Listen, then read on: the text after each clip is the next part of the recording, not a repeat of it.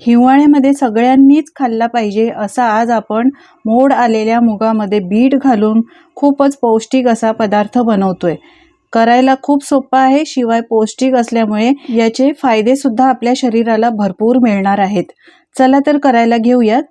तर ही पौष्टिक रेसिपी बनवण्यासाठी इथे मी एक बीट घेतलेला आहे। आपण जो पदार्थ बनवणार आहोत त्यासाठी मी हा एक बीट घेतलाय, पण यामधला सुद्धा मी अर्ध्याच बीटाचा वापर करणार आहे। याचे आजूबाजूचा देठ आहे तो कापून टाकायचा, वरची साल काढायची आणि याचे बारीक बारीक तुकडे करून घ्यायचे।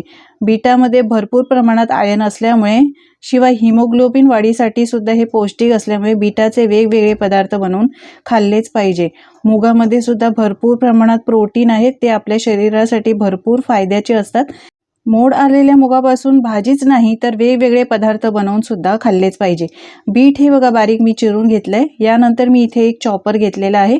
या चॉपरमध्ये मोड आलेले 1 वाटी मूग घालते। यानंतर आपण बारीक चिरून ठेवले होते ते बीटाचे तुकडे सुद्धा यामध्ये घालायचे। आता इथे एक कांदा घेतलेला आहे उभा चिरून, तो घातलाय। 2 हिरव्या मिरच्या घेतल्यात। तिखट तुम्ही तुमच्याप्रमाणे घेऊ शकता। मुलांना जर देणार असाल तर कमी तिखट वापरू शकता। 4-5 लसणाच्या पाकळ्या घालायच्या आणि थोडंसं आलं यामध्ये घालायचं।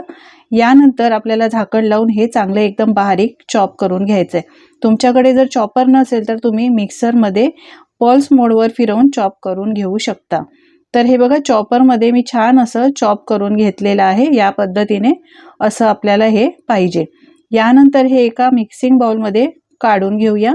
मंडळी, तुम्हाला माझी जर रेसिपी आवडत असेल तर प्लीज एक लाईक करायला अजिबात विसरू नका आणि तुम्ही कुठून ही रेसिपी माझी पाहता हे सुद्धा मला कमेंट करून नक्की सांगा, म्हणजे मी तुमचे आभार मानू शकेन। यानंतर इथे मी 1 वाटी बाजरीचं पीठ घेतलेलं आहे। हिवाळ्यामध्ये बाजरी खाण्याचे सुद्धा भरपूर फायदे आहेत। यानंतर 1 चमचा जिरं आणि 1 चमचा ओवा घेतलेला आहे। ओवा हातावर असा चोळून घालायचा, म्हणजे याचा फ्लेवर खूप छान येतो। आता यानंतर 1 चमचा मी तीळ घातले। तीळ खाण्याचे फायदे सुद्धा भरपूर आहेत। बारीक चिरलेली कोथिंबीर घालायची आणि गरजेनुसार पाणी घालायचे। थोडं पाणी घालायचं, एकदम जास्त पाणी घालायचं नाही। आणि चांगलं आपण पीठ मळतो ना त्या पद्धतीने हे छान असं मळून घ्यायचं। इथे गरज लागेल तर तुम्ही बाजरीच्या पिठाचा वापर करू शकता। हिवाळ्यामध्ये बाजरीची भाकरी किंवा बाजरीचे असे पदार्थ खाल्ल्यामुळे बाजरी शरीराला उबदार ठेवते आणि आपल्याला दिवसभर यामुळे ऊर्जा मिळते। शिवाय पचनासाठी चांगली आहे, वजन सुद्धा कमी करते आणि रोगप्रतिकार शक्ती वाढवते। हृदयाचं आरोग्य एकदम चांगलं ठेवते। शिवाय हे ग्लुटन फ्री असल्यामुळे ज्यांना ग्लुटन फ्री खायचं आहे त्यांच्यासाठी उत्तम पर्याय आहे।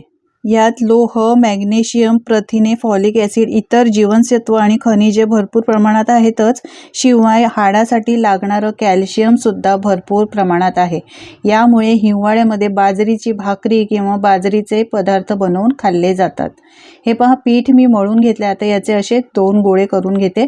आपण मस्त पौष्टिक असं थालीपीठ बनवतोय। तुम्ही कधी मंडळी या पद्धतीने बनवलं नसेल तर एकदा बनवून बघा। खायला तर भरपूरच चांगलं लागतं, शिवाय पौष्टिक सुद्धा आहे। मी पोलपाटावर एक कपडा घातलेला आहे, म्हणजे ओला करून कपडा घातलाय, त्यावर असं हा गोळा ठेवायचा आणि हे थालीपीठ छान असं थापून घ्यायचंय। मी यामध्ये मोड आलेले मूग घातले आहेत। मोड काढून जर आपण वापरतो ना त्यामुळे त्यामधले भरपूर प्रमाणात प्रोटीन आपल्या शरीराला मिळतात। शिवाय बीटरूट घातलेलं आहे, ते सुद्धा खूपच पौष्टिक आहे। तुम्ही इतर पदार्थ सुद्धा यामध्ये तुम्ही तुमच्या आवडीच्या भाज्या किंवा मुलांना ज्या भाज्या आवडतात त्या घालू शकतात। हे बघा मस्त असं मी थालीपीठ थापून घेतलेलं आहे। चवीला खूपच छान लागतं, शिवाय पौष्टिक देखील आहे। तुम्ही एकदा हे नक्की करून बघा। छान असं थालीपीठ थापून घ्यायचंय। हे बघा। यानंतर आता हे थालीपीठ काढून घेऊया, म्हणजे आता आपण हे भाजून घ्यायचंय। तर असाच रुमाल उचलायचा आहे हा कपडा। गॅसवर मी आधीच पॅन गरम करायला ठेवला होता। गॅसची फ्लेम फास्ट करून पॅन गरम करून घेतला। त्यानंतर एकदम लो टू मीडियम फ्लेम ठेवली आहे। 1 चमचा साजूक तूप लावायचा आणि असा सावकाश कपडावर आपलं जे थालीपीठ थापलेलं होतं ते यावर घालायचं आहे आणि त्यानंतर वर असे थोडेसे तीळ घालायचे। यामुळे थालीपीठ खायला खूपच चांगलं लागतं। जेव्हा तोंडात येतात ना तेव्हा हे थालीपीठ एकदम चवीला भारी लागतं। चांगलं एका बाजूनी छान असं भाजून घ्यायचं आहे। हिवाळ्यामध्ये आपली त्वचा एकदम कोरडी पडते, तर तिळाचे सुद्धा वेगवेगळे पदार्थ बनवून खाल्ले पाहिजे, कारण तिळामध्ये भरपूर प्रमाणात तेलाचं प्रमाण असतं आणि हे नैसर्गिक तेल आपल्या शरीराला मिळतं. यासाठी तिळाचे पदार्थ सुद्धा हिवाळ्यामध्ये खाल्ले जातात. आता थालीपीठ मी उलटून घेतलं आहे. वरून सुद्धा याला छान साजूक तूप लावून घ्यायचं आहे आणि दुसऱ्या बाजूने सुद्धा छान असं खमंग भाजून घ्यायचं आहे. वरून थोडंसं प्रेस करून घेऊया, म्हणजे हे व्यवस्थित असं हे भाजलं जाईल. पहा किती दिसतंय मस्त. छान असं आपलं हे थालीपीठ भाजून झालंय. दोन्ही बाजूनी छान खरपूस भाजून घ्यायचंय. मस्त खायला लागतं मंडळी. तुम्ही सुद्धा या पद्धतीने एकदा करून बघा. दुसऱ्या बाजूने सुद्धा मी थोडंसं तूप लावून घेते. हिवाळ्यामध्ये कोरडी त्वचा असल्यामुळे तुपाचं प्रमाण सुद्धा थोडंसं जास्तच वाढवतात आणि तूप लावल्यामुळे हे थालीपीठ खायला सुद्धा छान लागतं. थालीपीठ छान खमंग खरपूस असं भाजून घेतलंय. जाळीवर काढून घेऊया, म्हणजे एक्स्ट्राची वाफ आहे ती निघून जाईल. याच पद्धतीने दुसरं थालीपीठ सुद्धा करून घ्यायचंय. तवा थोडासा कोरडा करून म्हणजे पुसून घ्यायचा आहे सुती कपड्याने. त्यानंतर 1 चमचा इथे तूप घालायचं आहे आणि थापून घेतलेलं थालीपीठ यावर घालायचं आहे. अगदी झटपट बनतात हे थालीपीठ. सकाळच्या घाईगडबडीच्या वेळी तुम्ही असे हे थालीपीठ बनवू शकतात. मुलांना टिफिनला द्यायचं असेल काही पौष्टिक पदार्थ, तर या पद्धतीने तुम्ही हे थालीपीठ त्यांना बनवून देऊ शकता. थालीपीठ घातल्यानंतर वर थोडेसे असे तीळ लावायचे आहेत. थोडंसं टॅप करून घ्यायचं, म्हणजे ते निघत नाहीत. आणि एका बाजूने भाजल्यानंतर याला पलटून घ्यायचं आहे आणि दुसऱ्या बाजूने सुद्धा छान भाजून घ्यायचं आहे. पुन्हा तूप लावून घ्यायचं आहे यावर. तुम्ही तूप लावू शकता किंवा तेल लावू शकता.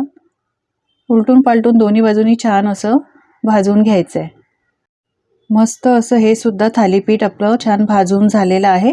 नेहमीची भाजी चपातीला हा बेस्ट पर्याय आहे. तर तुम्ही एकदा हे करून बघा आणि करून बघितल्यानंतर तुमचे अनुभव माझ्यासोबत शेअर करायला अजिबात विसरू नका. मस्त गरमागरम असे थालीपीठ तयार झालेले आहेत. सर्व केले आहेत मी हिरव्या चटणीबरोबर. हिवाळ्यामध्ये काहीतरी तिखट असं चटपटीत खायची इच्छा असते, तर तुम्ही चटणीसोबत हे सर्व करू शकता. चटणीची रेसिपी आधीसुद्धा मी बरेच अपलोड केलेले आहेत, ते सुद्धा तुम्ही पाहू शकता. मुलांना तुम्ही हे थालीपीठ दह्यासोबत किंवा सॉससोबत देऊ शकता. मस्त ना, किती छान दिसत आहेत पहा. तीळ घातल्यामुळे अजून छान दिसत आहे, शिवाय हे खायला अप्रतिम लागतात. करून बघा मंडळी तुम्ही सुद्धा या पद्धतीने. आजची ही पौष्टिक थालीपीठची रेसिपी तुम्हाला कशी वाटली हे सुद्धा कमेंट करून नक्की सांगा. माझी खात्री आहे तुम्हाला आजची रेसिपी ही नक्कीच आवडली असेल. जराही आवडली असेल मंडळी तर लाईक करा, शेअर करा आणि अशाच नवनवीन आणि वेगवेगळ्या रेसिपी पाहण्यासाठी चॅनलला सबस्क्राईब करायला अजिबात विसरू नका. चला तर पुन्हा भेटूया अशा छानशा वेगवेगळ्या नवनवीन आणि युनिक रेसिपीसोबत. धन्यवाद.